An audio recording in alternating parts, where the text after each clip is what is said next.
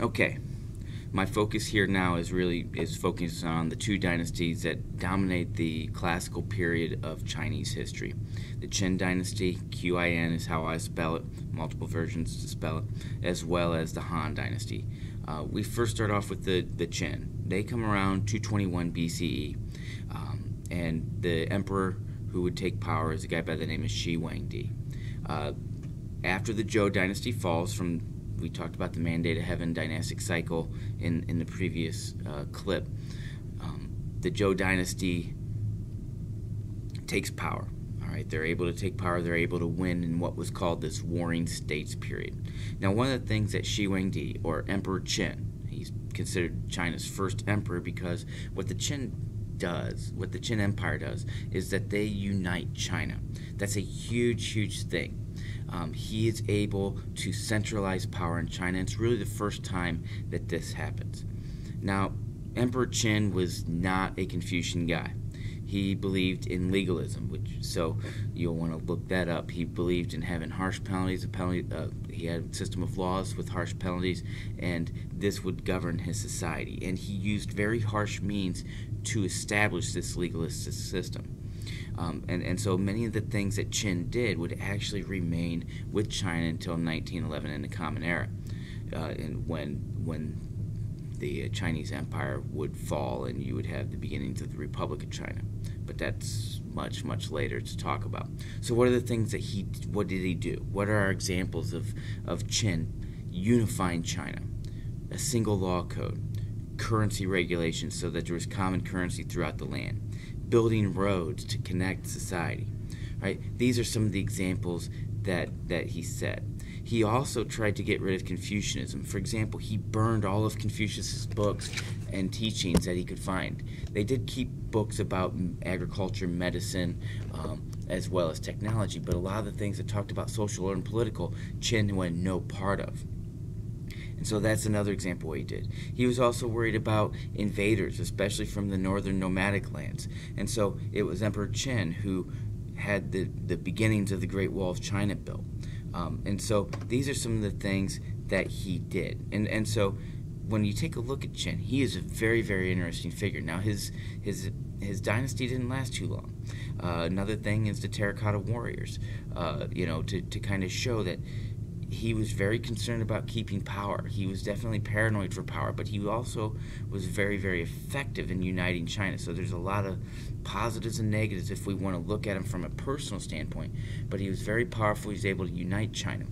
However, by doing so, he angered a lot of nobles, and his reign was short-lived.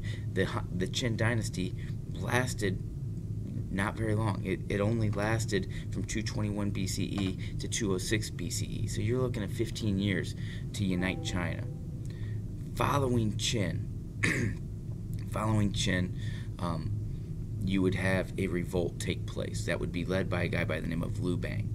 Liu Bang was a peasant, and they overthrew the Qin dynasty. Now, Qin died before this happened, and then like so many leaders in history, when you have a very powerful leader, there is a vacuum for power when they're gone, and that's what happens. And there wasn't a set succession, and there's a lot of discord that would take place, and this allowed for revolt to set place. If we want to follow the Mandate of Heaven dynastic cycle, the Han dynasty will begin.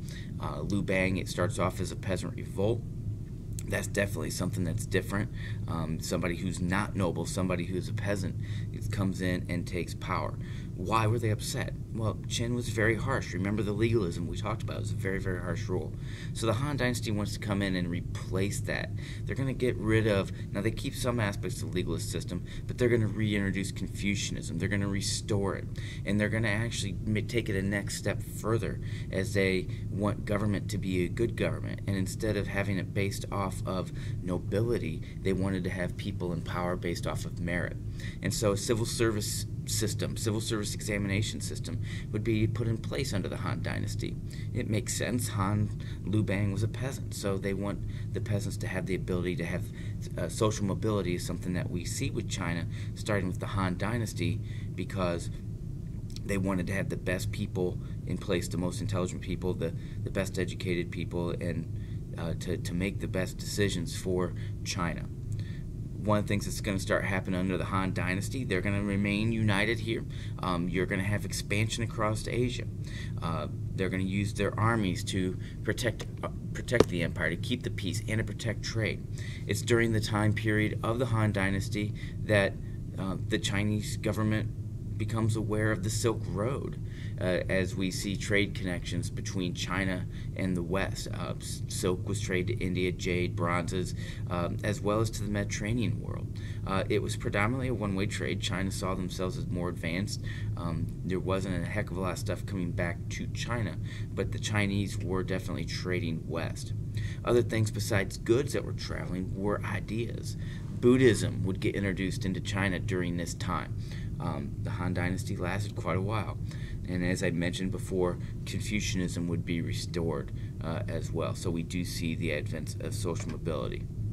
Other achievements of the Han Dynasty, the calendar would get improved. They had some inventions such as the seismograph. They made advances in medicine. Acupuncture is during the Han Dynasty. Agriculture would be improved as they would continue to add ideas from other cultures to improve their society. Ultimately, the Han Dynasty would fall apart because it would get destroyed by invaders. There's a heck of a lot more to it as you read into it, but these are just the basics of these two early dynasties with the Qin and the Han Dynasty.